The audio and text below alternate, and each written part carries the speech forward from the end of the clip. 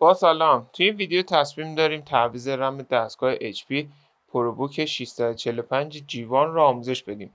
برای این کار دستگاه باید خاموش باشه و باتریمون رو از دستگاه خارج کنیم. در صورتی که باتریمون رو دستگاه باشه برق داخل مادربرد وجود داره و ممکنه به دستگاهمون آسیب برسونه. خب برای این کار دستگاهمون رو برمیگردونیم.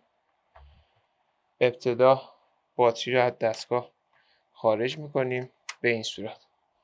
رم ما در این قسمت قرار داره که شروع میکنیم به باز کردن درب قاب کف دستگاه.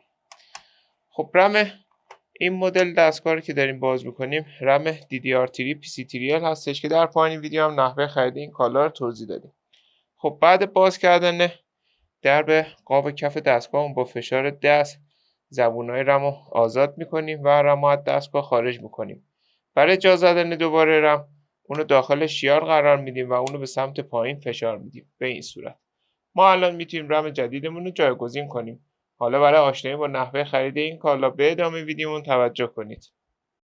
برای خرید این کالا میتونید به آدرس www.iranfso.com مراجعه کنید و یا عبارت کامپیوتر افق رو به صورت فارسی در مرورگرتون جستجو کنید.